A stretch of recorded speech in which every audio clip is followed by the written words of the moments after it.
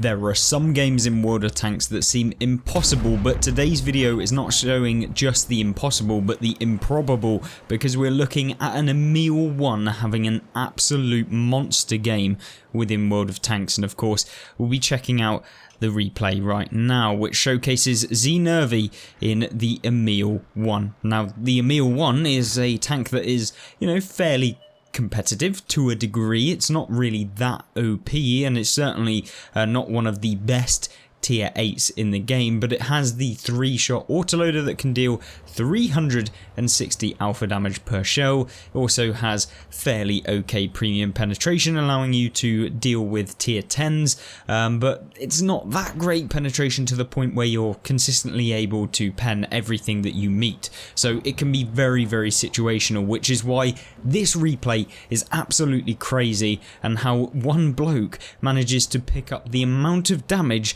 that he does and carry a game in this tank. I'm amazed. I have no idea how it happens, and hopefully you guys are going to enjoy this as much as I enjoy watching this replay. And yeah, I had to watch it multiple times because it was that thrilling. So hopefully you guys stick around and you watch the entire replay. I highly recommend you do, even if you're not here to watch me commentate over it. It's worth watching. So without further ado, it is of course playing on a map that is maybe suited to the Emil, since you can kind of sit here and you can start dealing damage to opponents on the ridge lines. You can use the turret armor of the Emil. Remember that the Emil 1 has okay turret armor against tier 8s and lower, but up against tier 9s they can usually pen you with premium ammunition even in the turret. As soon as you start angling the turret, they can pen you through the cheeks. But obviously our player here knows what they're doing in the Emil 1 because they've managed to pick up 3 marks. So there's no surprise that he's able to have a result like this, except from the fact that he actually managed to do it. But yeah, a really, really good game in general in this vehicle. And I think the key thing that I wanted to showcase mainly is that you can still perform so well in a tank that, for the most part, is fairly good. But it's not overpowered, and often that is the case. The highest damage gameplays are not necessarily in tanks that you'd expect. Like, yes, you can see the odd BZ managing to somehow pull off 10,000 damage, but let's be honest, most players that play the BZ don't necessarily get anywhere near that level. But for some reason, tanks like the Emil 1 are where a lot of the top players enjoy, I guess, because it's more of a challenge than something that is innately broken, which is nice to see. And in fact, it's very kind of underwhelming when you have like a good game in something that is just super broken, because it feels like it detracts away from the actual game itself. You can see here managing to target the right person there, obviously trying to get rid of the STRV 103, because you know that that tank only gets spotted a certain amount of times within the game, since its camo is just disgusting.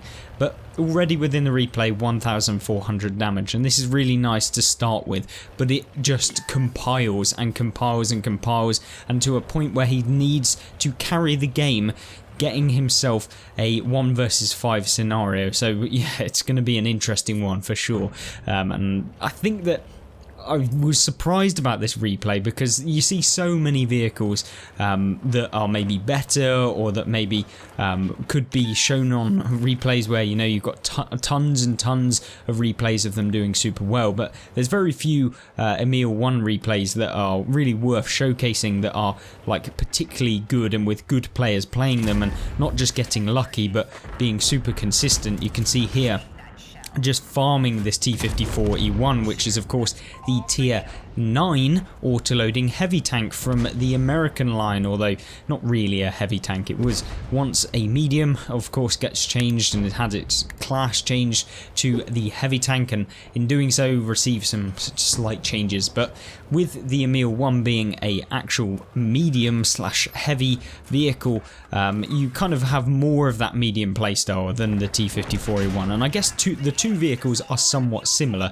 in the way that they play, in terms of not having particularly the best armor for a heavy tank at tier 8, and making sure that you have to use the gun that you've got to great effect. Now in this replay we've seen already 2,800 damage done, and it's beginning to look like one of those games where you just think, uh-oh, like this is just going to be a ruffle stomp. You might be able to pick up 3,000 damage and then the enemy team are just going to steamroll you because of the number advantage that they're going to have. But don't worry.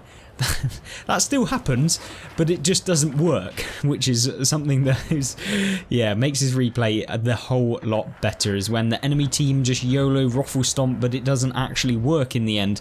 And with the Emil one being in the position and the skill level that he obviously is, to have 3 marked this vehicle and to have this game, you know that he's mastered this vehicle to the utmost of its ability. And you can see now starting to load the premium rounds to be consistent. Of course, I would do the same if I'm in a scenario where you're basically, the whole enemy team is starting to just ruffle stomp your team, so you want to secure the damage as and when you can get it, and then, you know, you can move on with the game. If you win, it's a bonus, but at this point you're down nearly 4,500 damage with what, like a 3 tank disadvantage so far. But don't worry, that can all change very quickly with an autoloader that can deal 1,080 damage total in every clip. And remember, the clip reload is not actually too long on the Emil one, so you don't have to wait a whole ton of time. But with the Panther 88, which is by no means a slacker in World of Tanks, the Panther 88 can be decent if it can keep its guns singing, but unfortunately for this Panther driver, he just doesn't seem to get the idea of actually trying to consistently hit the Emil when he's reloading, and so he's trying to run away when the Emil is actually reloading, and unfortunately for him, it will be curtains, so goodbye, he's sent back to the garage, says the Emil 1 driver here. And this is where the game starts to heat up, because initially you think, oh, ruffle stomp, team are going to absolutely dominate, there's no way he's going to be able to pull us out the bag, especially in a tank that has such a long reload. You're looking about 30 seconds roughly to be able to fully reload this vehicle, and then to unload the clip is another couple of seconds, or 4 seconds, about that, and then, you know, you've got to avoid any tanks YOLOing you, and then if you miss any shells it's going to be awful. But don't worry, the SU-152 on the enemy team, which is, it in all regards, actually a pretty decent tank destroyer if it can hit you, especially if it has that 152mm, but unfortunately for him, yeah, he's back to the garage as well. And don't worry, with 6 kills under his belt, or 5 kills under his belt, sorry, and 4 enemy tanks left on the team, it's now a 1 versus 4 scenario, since he did just pick up the SU-152 for the 1 versus 5. So you can see where this is going, and with a hit point disadvantage of 2,900, you need to make every single clip that you have count. And with the STRV on the enemy team, the 263, both tier 9 tank destroyers that are in their own right very, very powerful and won't really struggle to pen the turret of this vehicle, you can really start to think, oh, it's not looking good. But with the BZ-176 on full health, because of course it is, hasn't taken any damage from YOLOing the beach, but you know how it is in World of Tanks. Now, 5,100 damage done is a good result in the Emil one. Anyone will be very, very happy to have picked up 5.1k, but not this player. No. He doesn't want 5.1k. He wants the full damage left on the enemy team, and he luckily hits the Borsig. I say luckily, he's fully aiming. It was just lucky to actually hit the Borsig before he pulled around the hill. But the Borsig realises that, you know, this Emil 1 is actually reloading, so it's time to go and try and actually attack him. But because of the Borsig's speed and the mobility of the Emil and the turret and gun depression that the Emil gets, you know, he can stay pretty confident in this hill area. And granted, he has 1,015 hit points left on his tank, so, you know, he can take at least one shot from one of these vehicles, albeit you don't want to be taking the Borsig and the BZ. If the BZ does hit you, it could be really, really bad. Now, that is not the tank you want to see YOLOing you, and it's certainly not the tank that you want to be kind of duking out with, because remember, the STRV is a vehicle that can really, really quickly remove you from the game. Now, unfortunately, the Borsig, the shot on the Borsig actually misses, so it's kind of one of those tingly bumhole moments in World of Tanks, and so you have to really push towards the Borsig, because if you don't, the STRV is going to come, and if you leave the STRV or you try and deal with the damage to the STRV, you're not going to be able to then deal with the Borsig. And then, of course, he does actually lock down the tracks, which is probably the most important thing that he's done right there, because now the STRV is locked down in place, or at least for the moment, and it stops him from then being able to get into a good position to deal with the Emil whilst he's reloading. So really nice shot, even if he didn't actually manage to deal any damage. But remember, there's only 1080 hit points of damage that the Emil can do in one singular clip, so it's going to take 2 entire clips on the STRV to finish him off. But don't worry. Oh no, he misses that shell on the STRV's side, which is a nightmare because now it's a case of he's going to have 3 rounds left to be able to deal with a 2-shot STRV if he doesn't low roll. And of course, he's then got a BZ who is on full health to deal with as well after that, if that is even possible. So with the STRV now moving up into the top position, you can see here, doesn't manage to quite get a shell. But remember, the STRV is now not necessarily a 2-shot, he'd have to high roll to be able to deal with him. But you can see the STRV kind of snaking his way back to the cap circle in which it appears like they're going to be moving towards. And it's at this point he realises that the player playing that is Zia Nervy, decides that he's going to actually have to spot some of these vehicles, at least to understand where they're going, where their positioning is going to be, and how they're going to deal with this game to secure the victory. Now, unfortunately for the STRV, he is found right out in the open trying to scurry away like the little rat tank destroyer he is, and he shuts him down very quickly. But remember, the BZ-176 has 850 alpha if he's firing the HE round that can quite easily pen this vehicle. So you've got to be careful because, you know, with this tank's armor model not being particularly amazing, you do have the risk of actually being taken out within the game. So what he does is he circles back to the hill area, of course the turret being much stronger and having a chance at actually bouncing the BZ, whilst also having the chance to spot using the bushes to outspot the BZ, and hopefully it's possible to come away with a win. But remember, it's going to take 2 full clips, much like it did with the STRV, to come away with a win.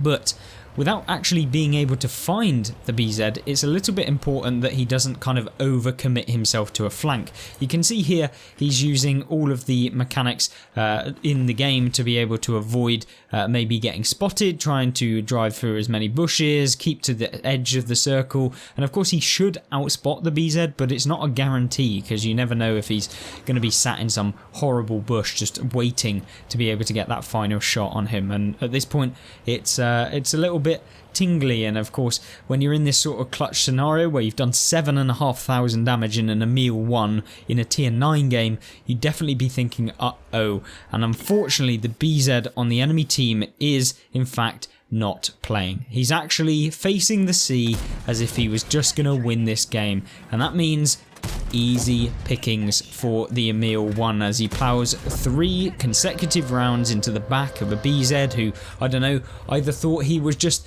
gonna guarantee a win against the Emil 1, or maybe he went to go and eat dinner. I have no idea, but it's going to be an advantage towards the Emil to finish him off from behind and hopefully come away with the kill. And of course, remember, this is the 5th tank that he will have taken out within this game on his own against the opponent team. And he does, of course, pull off the victory somehow against 2 tier 9 tank destroyers, a BZ-176 and of course a Borsig, and also numerous amounts of other tanks within this replay. 9 kills in general, and let's have a look at the post-game stats to see how he actually came in terms of base experience and where this gameplay really sits in terms of Emil 1 gameplays. So there's no surprise that this was of course a mastery badge, and managed to pick up Fire for Effect, Bruiser, Duelist, Kolobanov's medal, which is the 1 versus 5 at the end of the game, a Radley Walters for taking out 8 vehicles or more, and actually 9 in total, High Caliber, Tanker Sniper, Top Gun, and of course 2,479 base experience, meaning this is one of the highest base experience games I've ever seen in World of Tanks, and in a tank that I would never expect would ever come close to dealing this much damage, considering that it's a tier 8 heavy that is, to all intents and purposes, fairly average as a tier 8 heavy, and certainly not the best in the tank line leading up to the Kranvang. But this makes me want to jump into my Emil 1 again and start playing, and hopefully you did enjoy this video. And of course, if you did enjoy it, please do like the videos, it'll help spread to more people if you did enjoy it. If you didn't, please hit the dislike, and if you want to any questions answered, or maybe I missed something in this video, then of course leave that in the comment section down below. And don't forget, you can check out some more gameplay and more tank reviews on the playlist on screen right now, and I hope you join me in one of those. If not, I hope you have a fantastic rest of the day, and I hope you see me in the next video. Goodbye.